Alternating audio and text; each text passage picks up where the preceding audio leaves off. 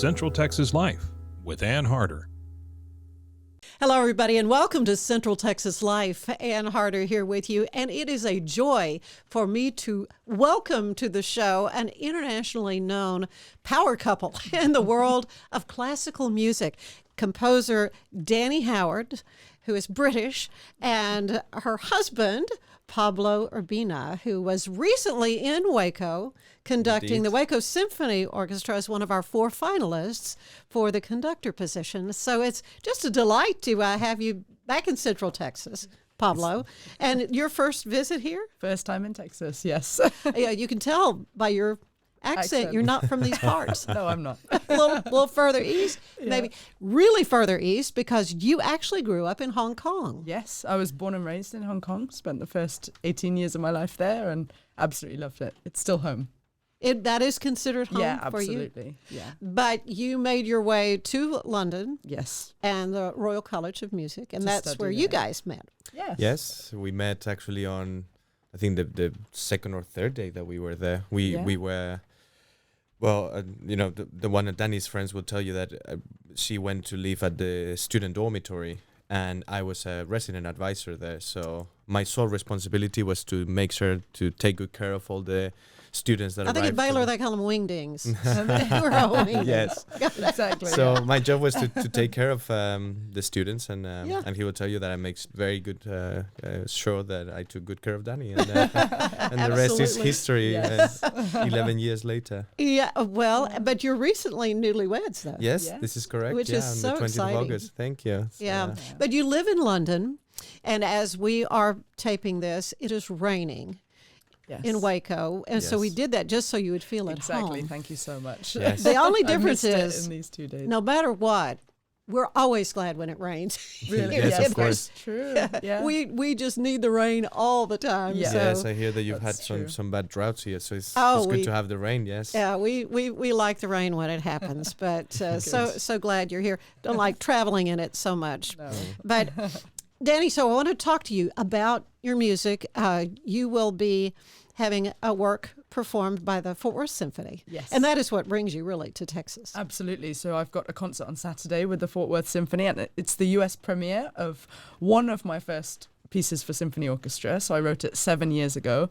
It was commissioned by Classic FM and the Royal Philharmonic Society. And yeah, it's so nice to see that it's being brought over to this side of the world. And they were so lovely. They invited me over and wanted me to be there for the rehearsals and concert. So I can't wait. I'm driving there tonight.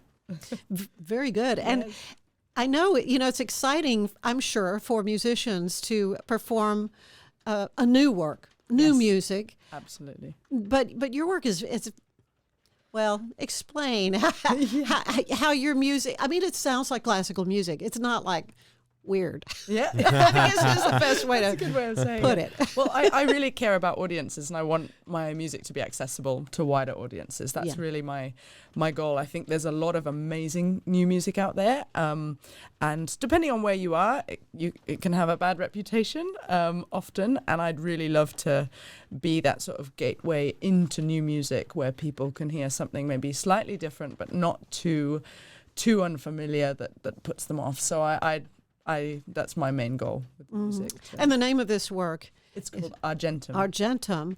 And again, it was a commissioned piece. Yes. And it had its actual premiere at Royal Albert Hall, right? I think I saw that. It had its second performance at the Royal Albert Hall, but the world premiere with the Royal Liverpool Philharmonic. Oh, okay. Yes, Liverpool. and it was on the day of Classic FM's 25th anniversary. So that's why the piece was called Argentum, because we call it the silver anniversary, and that's Latin for silver. So that's where the name came from. Well, you've been composing music for a long time. Yes. When you were a little girl, were you like, come on, oh, yeah, all right.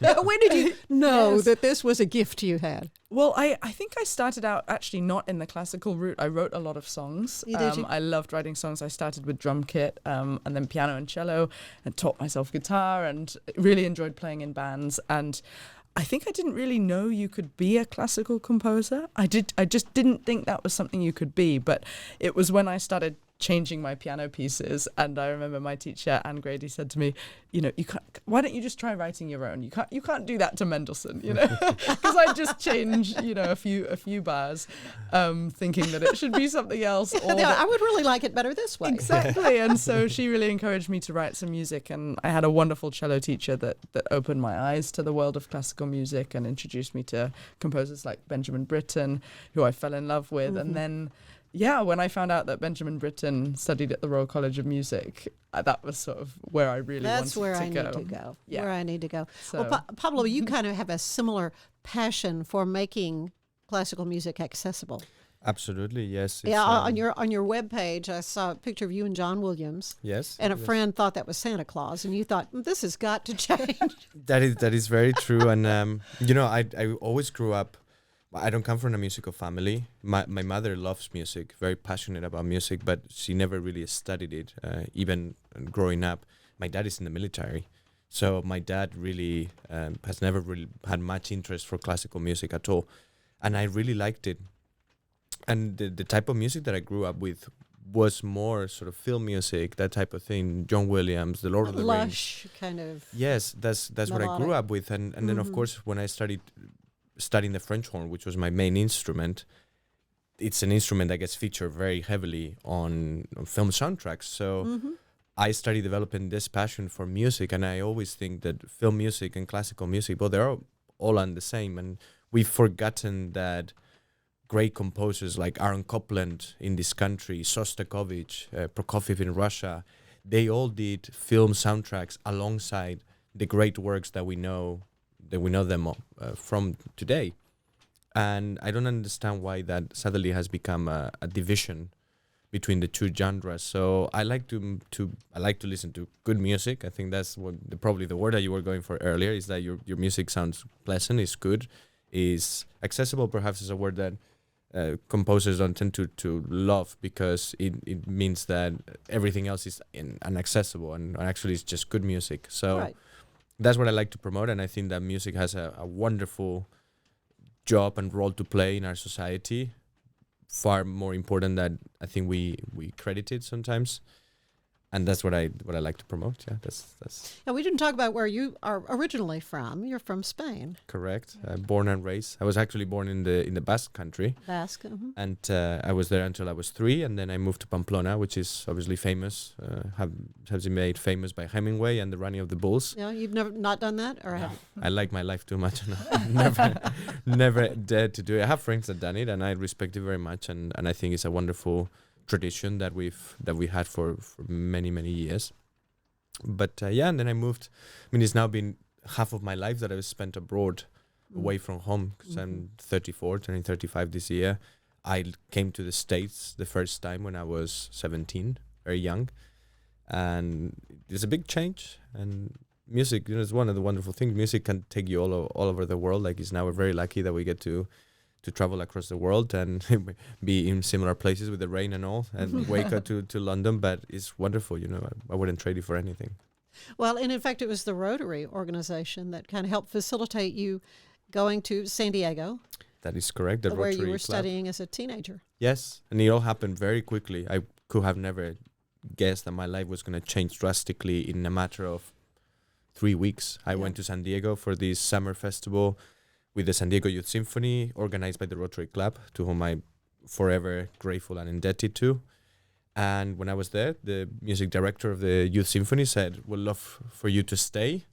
And I said, well, there's a big change for it suddenly to happen so quickly. But they were, again, through the Rotary Club, they found me a very good scholarship to study in Francis Parker, a brilliant school in San Diego. And they put me with a wonderful family that to this day, they are sort of my adopted family. Yeah. Well, I am their adopted kid, really. They become my second family. And it was really beautiful, when we married, like you said, on the 20th of August, and on the presidential table, we had Dani's parents, my parents, and then my mother's husband, and my host mother, which is like my mother. And for me, that was extremely She special. wasn't going to miss that wedding. Yeah, No, she no. wasn't. The whole family was there. It was great. all of my host siblings, is 4 of Yeah. them, and it's wonderful and very. So I'm obviously very attached and connected to this country for many reasons. Well, we talk about the passion you have for music, and you, in watching you conduct the Waco Symphony, I mean, you really throw your whole body into it, and really your mother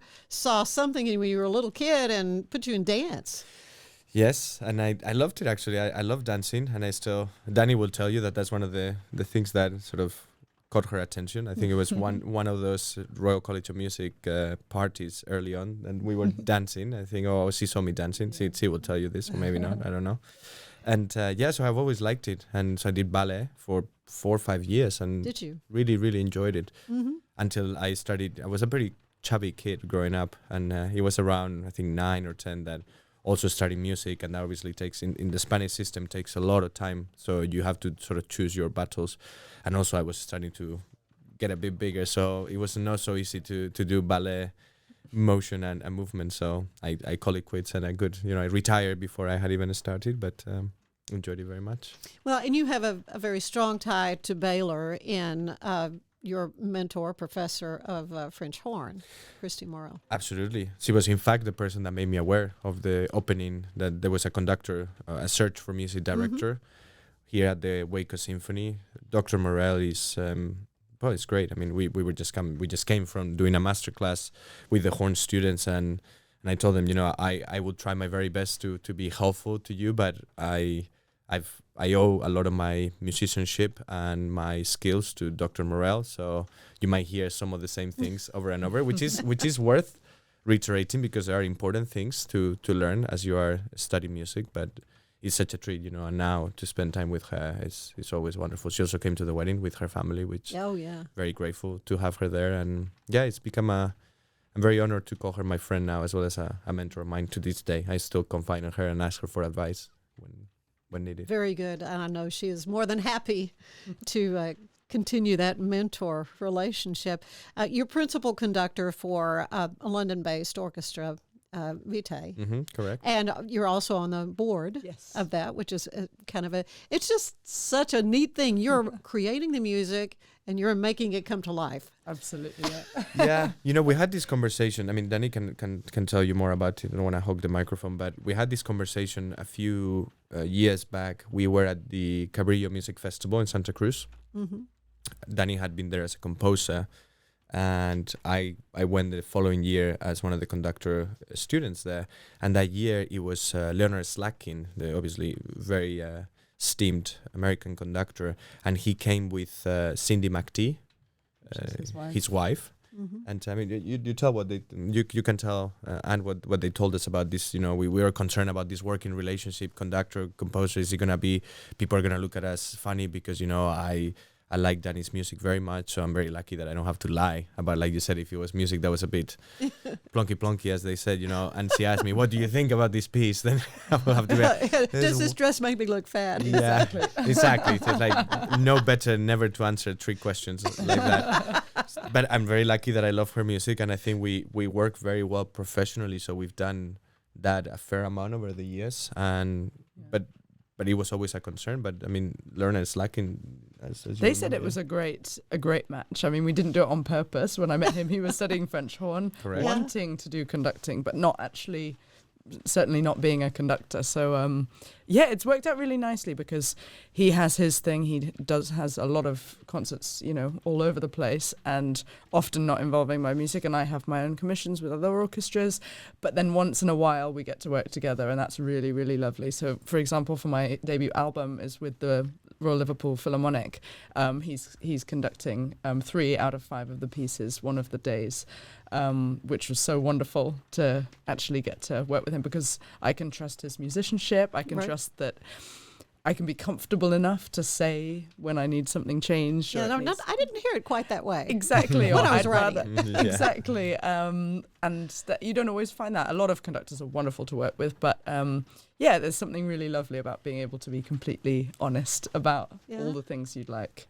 Well, I just think it's remarkable, and I'm thrilled. I'm thrilled to get to talk to the two of you. It's a pleasure you. to be here. Like so this, I mean, I just think it's amazing. I had such a good time reading more about you. Of course, we have had more opportunities to visit. I feel like, I know Pablo. But Dani, you have written everything from an opera to something for a trombone, and then something for a wine glass. You've got to explain to me about the wine thing.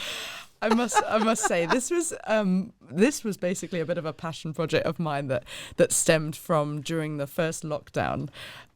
We were in Mallorca because Pablo was working with the Balearic Symphony, and I got stuck there. What a shame to get stuck in Mallorca. Horrible thing. My flight back to London got cancelled, and I was fortunate to be working on an incredible project, but I realized it was all that. And I had this thought of, I don't remember the last time I wrote a piece that wasn't for a commission specifically, that was just, I want to write a piece of music, I'm going to write something. Mm-hmm. And this was playing on my mind for a while. And there was one night we'd just been, I think, watching a movie or something, having a glass of wine. And I finished the glass of wine and I just started moving my finger across the top. And I'm sure we've all done it. And there's that beautiful tone coming through on the wine glass.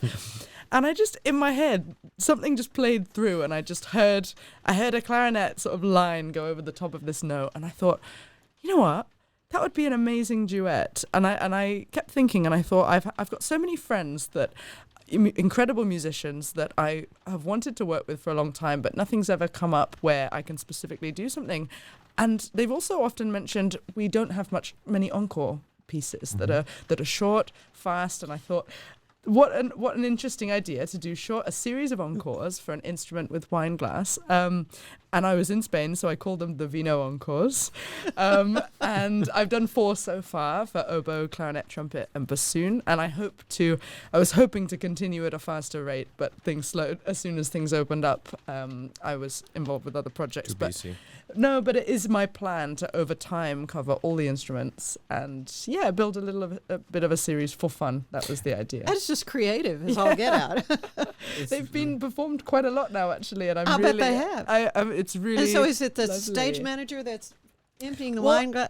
I kind of thought it could be whoever you wanted. If you're doing a recital with a pianist, the pianist could do it. If you're at a home concert, which is often the case, like a beautiful, intimate gathering, and there's someone that plays the clarinet, you could get any person in the audience to do it, as long as you've tuned it before to the note it needs to be tuned to. That's the idea. That would be tricky. Yeah, it could involve anyone you wanted, the audience or a friend or a parent or a Yes. Well, I had to ask you about that when I saw. But do you have like a favorite work so far? Because you have quite a body of work at a young age. I mean, I have to say, I mean, you've really composed a lot of music. Yeah, I mean, well, it's what I studied. It's what my degree was in composition, and I think it was funny. As soon as I left, I think I started just writing a lot more than what I was used to writing. I'm not sure what happened. I think it might have been a combination of the commissions that were coming in, or a confidence in what I was able to do, that for some reason I was able to write a lot more. In terms of favorite pieces, no, I definitely don't have a favorite piece. It goes up and down from.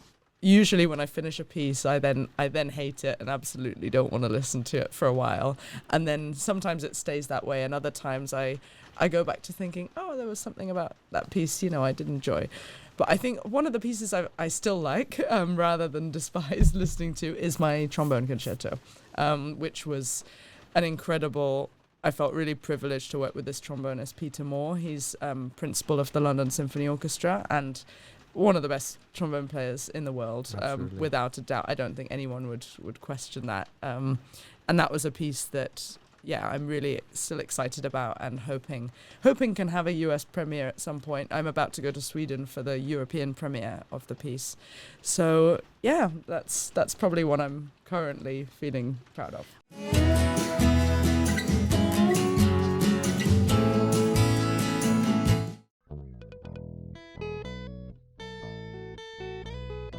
Hi, this is Sarah. And I'm Carter. And this is Some of Our Thoughts. We're 2 Southern sommeliers, and we want to share everything we love and know about wine. We started hanging out during quarantine and cooking and drinking and listening to music, and we just thought this would be a great way to bring everything we know to you guys. We will make wine knowledge and food pairings easy and approachable. So put on your favorite vinyl, grab your favorite glass of wine, tune into our show, and let's have some fun. Wine and vinyl. So check us out on roguemedianetwork.com or wherever you get your favorite podcast. We'll be talking about a lot.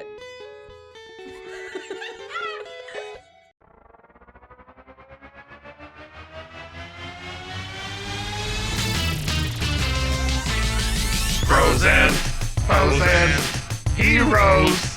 Gonna tell you about bros and foes and heroes. Gonna tell you about.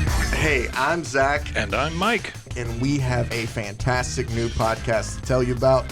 Bros, Foes, and Heroes. It's the two of us looking into the world of comics, breaking down some characters that you may have never heard of, and some that are just absolutely ridiculous. Yeah, so Zach comes up with a character each time, and I go into it just completely blind.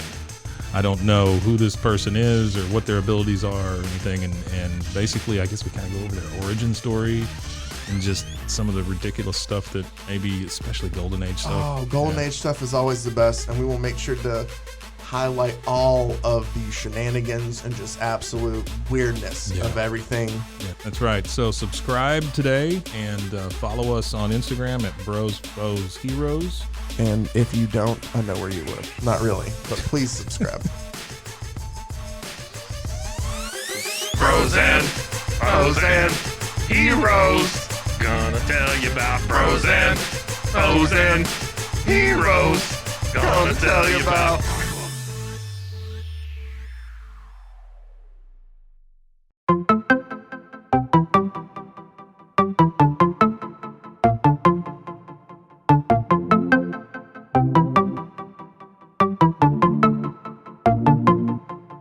Welcome to One Star Rewind, a new podcast about those dreaded one-star reviews that every business owner hates to receive, but yet every customer loves to read. During this podcast, we will peel back that one-star review to better understand how it happened, when it happened, and what the business owner is doing after receiving that one-star review. This podcast will be about love, hate, and laughter. On One Star Rewind, we will meet with real business owners who will tell their stories and how they do rely on reviews for their business. Follow us on Facebook, Instagram, or download us at roguemedianetwork.com. Please subscribe, but only rate and review for not a one-star review. Join us each time for a new review and a new story.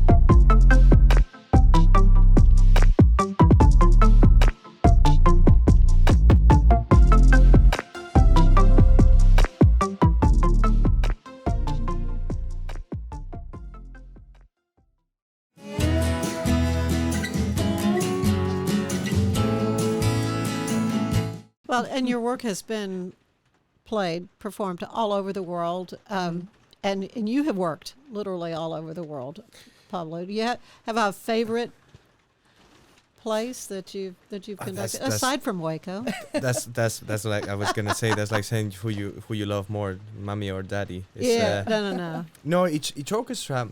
But I'll tell you something. You know, if I have to be honest, sometimes you go to an orchestra and you really make up in your mind. We spend so much time, years. It's not just contrary to maybe some normal traditional degrees or traditional professions where you start, you go to college and you do 4 years and you're trying to figure out what you want to do, and then you kind of go into your grad school, and by that point you sort of know what you want to do. And then, if you go into medicine, then you of course have to do the medicine. It's a long process. It's a long process, Yeah, right. but for us, it truly is a long process. Like I said, I was at age 8, and I you was probably 5. 5, Started drums. and I'm 34 now, and it feels like it's been a long time to really. And now, of course, everyone is, it's so great, you travel, and it's wonderful to travel all over the world, but it's such an effort and long process that you build it up in your head as you progress with better and better orchestras, that every single experience is going to be wonderful. And if I have to be honest, it's not always the case. Yeah. So I would be very silly of me to mention particular orchestras, or I won't, obviously, but there's been moments in which I really was excited to work with an orchestra, and it's not Waco. With Waco, it was very good, I promise. I had a great time, and Dani can attest to that. Rave buzzing. reviews of a concert. And I had a wonderful time. But Dani always says this, and he's very right. She can tell right away after so many years when it's going to be a great week or it's going to be an okay week, because of the tone of my first conversation with her after that engagement. Yeah. If she's not with me, sometimes we're very lucky we can travel together because Dani can work in a lot of places with her computer or her manuscript paper, but obviously sometimes it's not possible.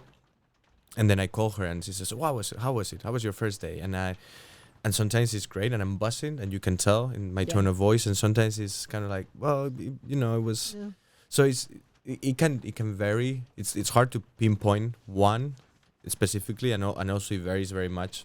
It's what is fresh in your mind. So now I have fresh, obviously, my time with Waco a couple of weeks ago, 3 weeks, however long that it feels like a long time because I've been in many countries since then. Yeah, you have been busy. But it's a wonderful. I really love the Spanish National Radio Orchestra. It's wonderful. But then working with the Royal Liverpool was fantastic. I'm going after this quick trip. I'm going to Belfast to work with the Ulster Orchestra for the first time on a BBC recording project, which is fantastic, and I'm really excited to work with them for the first time because it's a bit like dating, It's like dating for the first time.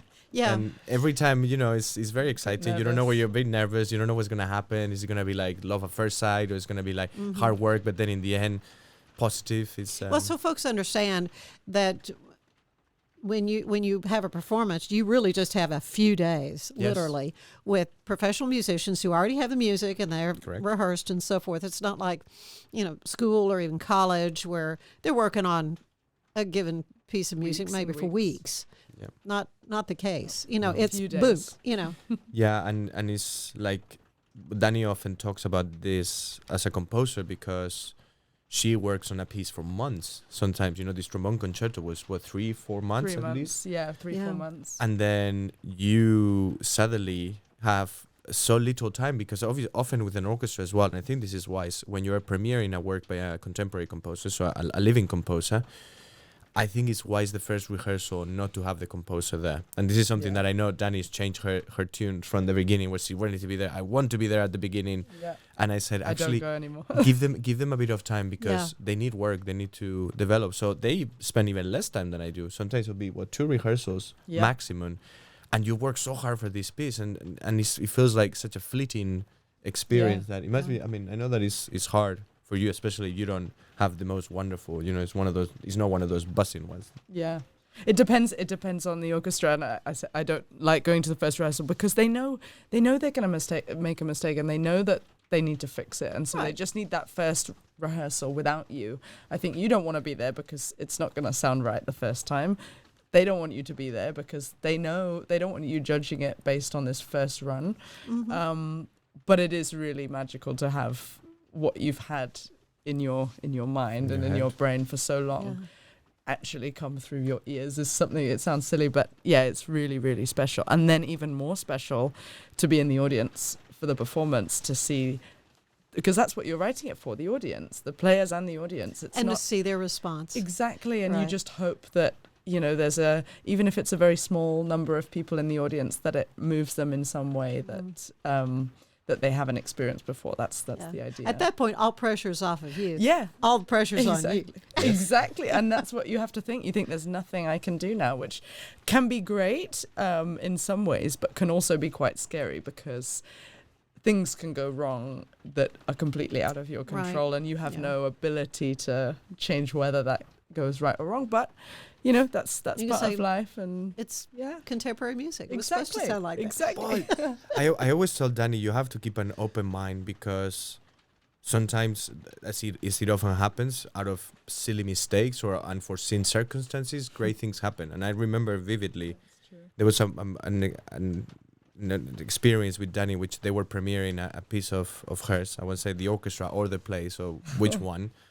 And everything was going great. And I remember vividly at the very end, there was a note. Bells. Yes, which very loud. She knows which one I'm going to talk about. There was the tubular bells, this very soft note, and the player just got it totally wrong. Oh. It played a semitone off, which is like, it's not even close. It's just kind of too close. But I remember Dani had this horrifying face. It's like, oh my God, what just happened? Almost like the world was going to end. And I was just in there going, I like it. He said, I prefer it. It was the end of the piece. Everything got quiet on me now. A really loud wrong. I loved it. It was I disagree on Not a this case one. of more cowbell. We Yeah, don't need no. more cowbell.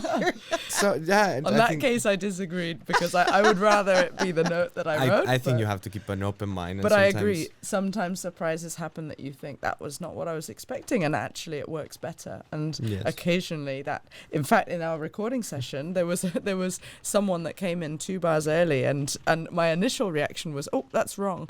But I kept listening, and I thought, you know what? It works so well there. It's and okay. I love it, and I actually rewrote it. In the Oh, did you score. really? Yes, I did, because I thought, you know what? I prefer it. You know, The thank beauty of you. editing. Yes. Speaking of which, I mean, yeah, I'm imagining Beethoven, writing Yeah. everything down. I'm sure you got all kinds of fun programs and so forth Yeah. that helps you. I mean, I do handwrite everything first. Do you?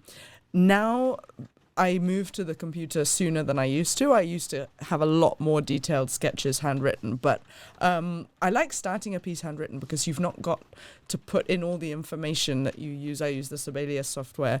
You've not got to decide everything about the time signature and exactly which instrument's doubling what, I find more freedom at the beginning to have that handwritten. But yeah, then I've got a playback. I can listen back. I try not to all the time, but you can listen back. But yeah, when I get stuck, I move back to manuscript paper because I think that I then look at what I've done, rewrite it out, see it. There's something quite organic about handwriting. Something Taking that so- eraser. Exactly. Yes. So I think I enjoy, moving between the two. But obviously nowadays we have to provide the musicians with it from the computer. We can't Yeah. give them parts that are handwritten. So, Right. yeah. Very Yeah. true. I'm fascinated by the process and just what you're able to bring to contemporary life through music. I love something that you said. You love being able to dedicate your life to making people feel some of the greatest emotions that humans can feel, and truly music does that. Absolutely, and yeah, it's a privilege. I almost feel like we have, with what is it, the say goes in English, with great privilege or great power comes great responsibility. Responsibility, yes. And yeah, it sounds like that kind of thing that you find on a one of those fortune cookies, but it's true. I do believe it. It's a wonderful thing. There's a reason why when people are really down, and we'll all been there, we're really down and we listen to something and it lifts our hearts and suddenly we smile and we feel much better, or we need don't the know motivation. Yeah, or we don't know what is happening, and then you listen to something and then you have a nice cry, and then it can move you to tears. it can move sure. you. So I do believe classical music has that ability on a pure musical level. And of course you mentioned I have very strong views about the role that, because of that ability to move emotions and to move people emotionally, that we have to have a great responsibility with what we do in our community and how we transform the community through the activities of an orchestra in this case, or us as musicians. But definitely it's a beautiful thing, and every time I get on the podium, that's what I want to do. I want to make sure that someone gets touched. If it's touched musically, that sounds very wrong. And I really look forward to that moment in which someone comes and says, it's happened to you with your music, and when someone has come to you and said, I really needed, your music has lifted my spirit, or this come to me and said, I was really not having a great day, and this concert has really put me in the right place, so thank you. That for me means the world. Just like when a little young person comes in and said, wow, that was amazing. I'd never seen an orchestra before. That for me is worth it, even if it's just one. Amen. Yeah. Exactly. Yeah. So Yeah. how That lucky is are so we that true. how lucky are we that we really get to travel the Get to world, do like you that. said, to do that. So Yeah. really, Yeah. it's quite a Yeah. blessing, really. Well, I could talk to you for hours, but we need to wrap this up. But I do love to end these little visits with a questionnaire. It's similar to the one the late, great James Lipton would use on Inside the Actors Studio. Yeah. And I will ask you both, what is your favorite word? Ooh, you go first. Perseverance. Yeah, You have to think that one very hard. that's right. marinade. Really? It's, sorry. That's the first time, and I've asked this of a lot of people, but that's a first. It's something. Sorry, But I that's just a thought good about- word.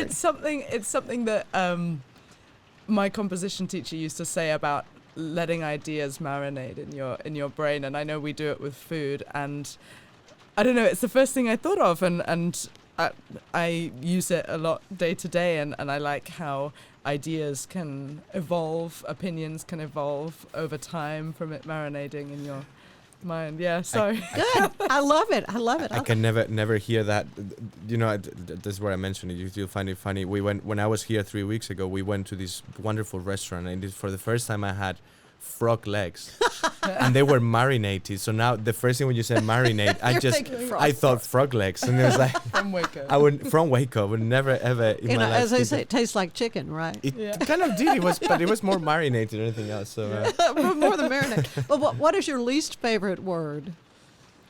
Oh. Ooh. You go first. I I have to say my least favorite word. Definitely moist. For me. Moist. I have heard that before. Have you? Yeah. have. It's not a nice word. That's funny.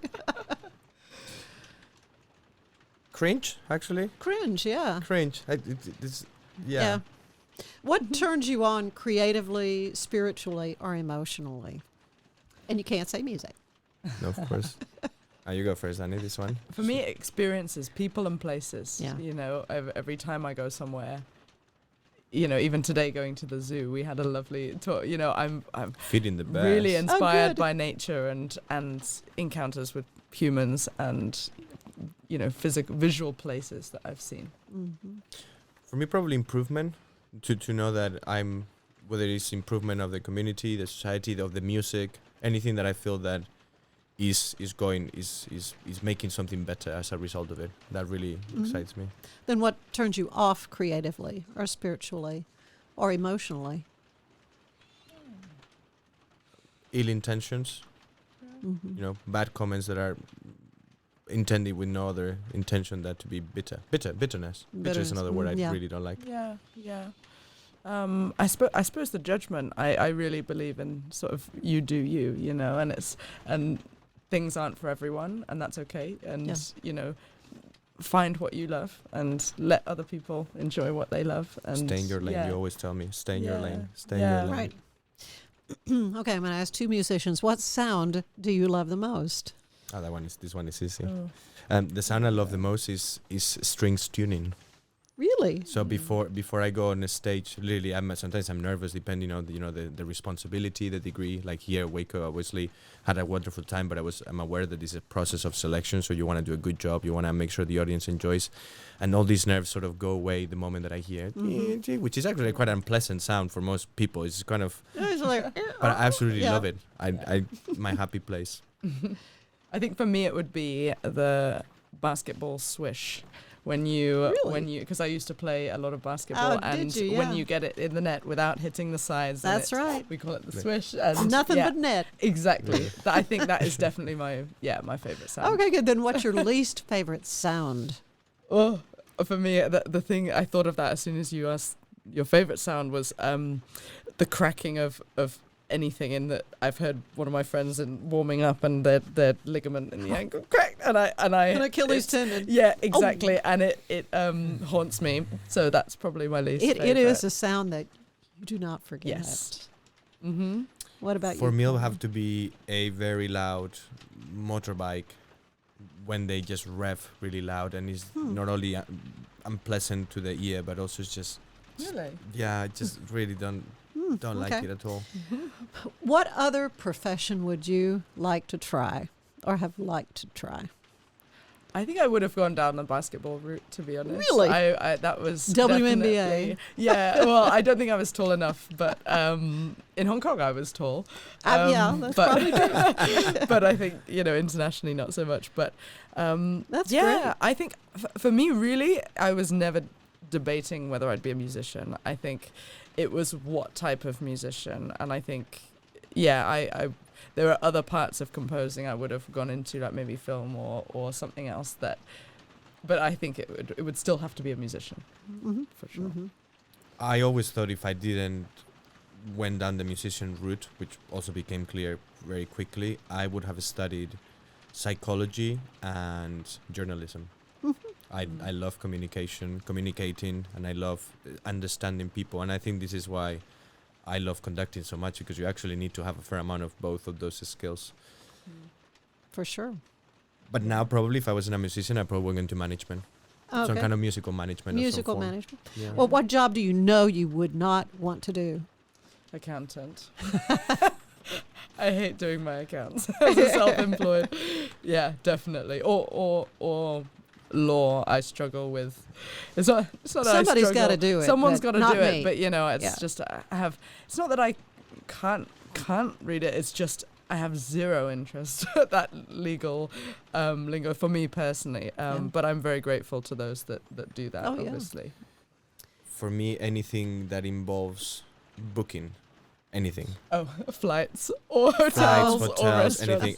Danny could tell you, it's every time. I mean, it. I cannot stand it. And really, just so being someone's PA would be the worst. Travel agent. Yes, a travel agent. Yeah, anything like that. No. I absolutely just can't do it. But I know you appreciate them, especially very when they much. get it right. Absolutely. Yeah. I mean, Gosh, well, one last question: what do you want to hear God say when you arrive at the pearly gates? You go first. Oh, that's a beautiful question, actually. That is a lovely question. Welcome home.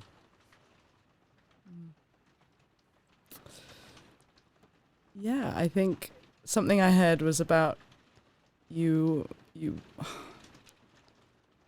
I'm trying to think of the whole quote, and I don't think I can remember it all, so I won't say that, but. Yeah, I think welcome home would be beautiful. Yeah. These responses usually bring me to tears. Yeah. It was kind of like, it's so I was sweet. like, whoa. I know. Yes. Yeah. Well, it has just been a delight. Danny Howard and Pablo Urbina. Thank you so much two for having us. just so amazing individuals in the world of classical music, and so many fabulous things lie ahead for the two of you. Well, thank you so much for having us here. It's been a pleasure. My first time in Texas has been absolutely brilliant. Well, so welcome, to be back. partner. We're glad to have you here. And we're glad you were with us as well. Please join us again next time for Central Texas Life. Bye-bye. Central Texas Life with Ann Harder is part of the Rogue Media family. Be sure to check out our other shows at roguemedianetwork.com. Please rate this show 5 stars on iTunes, Spotify, YouTube, or anywhere you get your podcasts. Join us again soon for more Central Texas Life with Ann Harder.